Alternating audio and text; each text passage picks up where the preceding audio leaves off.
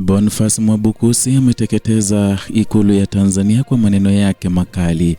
Hujambo na karibu kwa taarifa zetu za Kenyascope, na ikiwa ni siku yako ya kwanza hapa, tafadhali subscribe. Kile kilichotokeza ama kilichotikisa dhamira ya taifa si wito wa msamaha, bali ni madai ya kusitisha ukweli. Katika taifa lililofunikwa na hofu baada ya uchaguzi wa Oktoba tarehe 29 iliyofanyika mwaka jana, kauli za kuhamasisha samehe na sahau zilionekana kama kisu kinachokata mara mbili. Kwa wakati mmoja, mamia ya familia bado hazijui walipo wapendo wao, huku taarifa za mauaji, utekaji na miili kufichwa zikizunguka mitandaoni na katika vikao vya haki za kibinadamu. Ndani ya giza hilo, sauti moja ilikataa kufunika jeraha kwa plasta ya msamaha bila tiba. Sauti ya Boniface Mwabukusi, ambaye ni mwanasheria wa haki za binadamu na rais wa Tanganyika Law Society. Mwabukusi alikataa kwa nguvu wazo la kusonga mbele bila kujua ukweli, akisisitiza kuwa uponyaji wa taifa huwezi kujengwa juu ya miili iliyofichwa na majina yasiyojulikana. Kauli yake ilienea kwa kasi, ikigonga mishipa ya hasira na huzuni iliyoenea nchini. Ilikuwa kauli iliyogusa moyo kwa sababu ilisema kile ambacho wengi waliogopa kukitamka, kwamba msamaha usio na ukweli ni dhuluma nyingine, na kwa kuitumia taswira ya mchungaji mwema aliyeacha kondoo 99 kumtafuta mmoja aliyepotea, Mwabukusi aliweka mstari mwekundu dhidi ya siasa ya kusahau. Kwenye maneno yake kwenye mtandao wa X alisema kuwa kusamehe na kusahau ni wazo la kijinga. Ushauri wa kusamehe na kusonga mbele bila kujua waliko wapendo wetu au hatima yao ni wazo la kijinga linalostahili kupuuzwa. Hata maandiko matakatifu yanatupa mfano wa mchungaji mwema kuacha kondoo wote na kutafuta kondoo mmoja aliyepotea. Mnatukosea sana wale ambao tumeguswa moja kwa moja na kwa njia isiyo ya moja kwa moja na madhila na utekaji au mauaji ambayo yaliweza kutokea. Utekaji au mauaji na upotezwaji wa makusudi wa miili ya waliouawa kinyume cha sheria.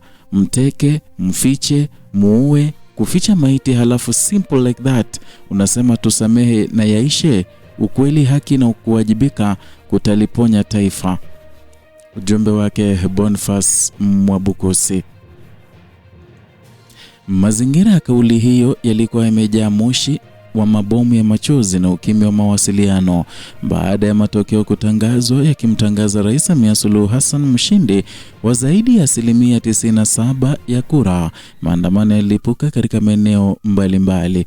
Vyama vya upinzani vikiwemo Chadema vilikataa matokeo hayo, vikieleza kasoro za mchakato, kuondolewa kwa wagombea muhimu na mazingira ya vitisho. Majibu ya dola hayakuwa na mazungumzo, yalikuwa ya risasi, kizuizi cha mtandao na ukamataji wa halaiki.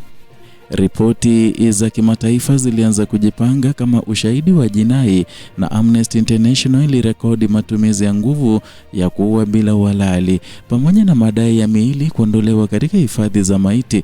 Human Rights Watch na wataalamu wa Umoja wa Mataifa walizungumza juu ya mauaji ya kiholela, utekaji wa watu na kuzimwa kwa mawasiliano ya kidijitali, mbinu inayojulikana kama kukandamiza ushahidi. Video zilizothibitishwa ziliashiria hifadhi za maiti kufurika na maeneo yanayodaiwa kuwa makaburi ya pamoja kuguswa kimya kimya. Serikali haikutoa takwimu rasmi za vifo, ikiacha pengo la taarifa likijazwa na hofu na uvumi unaotokana na ushahidi unaoonekana. Na katika historia ya Tanzania, mkondo huu si mpya bali ni mkali zaidi, na tangu enzi za chama kimoja hadi mageuzi ya vyama vingi, dola imekuwa ikijilinda kwa sheria, vyombo vya usalama na udhibiti wa taarifa. Sheria za usalama wa taifa, kanuni za mikusanyiko na matumizi ya dharura vimetumika kama mara kwa mara kusitisha maandamano na sauti pinzani. Hata hivyo, ukubwa wa madai ya mwaka jana ulivunja kizingiti cha kawaida. Uzimaji wa mtandao ulikatiza nchi kutoka dunia, ukirudia mifano ya kikanda ambako dola hutumia giza la kidijitali kufunika matumizi ya nguvu. Ndani ya mazingira haya, Mwabukusi alionekana si kama mwanasheria tu, bali kama kumbukumbu hai ya wajibu wa kitaaluma. Na kama rais wa chama cha wanasheria, aliingia mahakamani kupinga amri za marufuku na amri za kutotoka nje zilizowekwa baada ya uchaguzi, akisisitiza uchunguzi huru. Hatua hii ilionyesha mgongano wa moja kwa moja kati ya taaluma ya sheria na mamlaka ya kisiasa. Ilikuwa ishara kwamba taasisi za kiraia bado zinaweza kusimama hata kama gharama ni kubwa. Majibu ya wananchi yalifichua jeraha la taifa. Majina ya waliopotea yalitajwa hadharani, yakitengeneza ramani ya huzuni. Kesi ya Mdude Nyagali ilitokea kama mfano wa kile ambacho familia nyingi zinapitia: simu zisizopokelewa, vituo vya polisi visivyo na majibu na mahakama zisizo na taarifa. Kila jina liliongeza uzito wa hoja kwamba msamaha bila ukweli ni kukubali uhalifu wa kimya. Kimataifa, Tanzania ilianza kuhisi msukumo wa uwajibikaji. Serikali ya United States ilitangaza mapitio ya uhusiano wake, ishara inayotafsiriwa kama shinikizo la kidiplomasia. Mashirika ya kikanda ya kimataifa pia yalitoa wito wa uchunguzi huru, yakionya kuwa kutochukua hatua kunahatarisha utulivu wa Afrika Mashariki. Na katika kanda ambapo mivutano ya kisiasa huja mipakani, ukosefu wa haki katika taifa kubwa unaweza kuwasha moto mpana.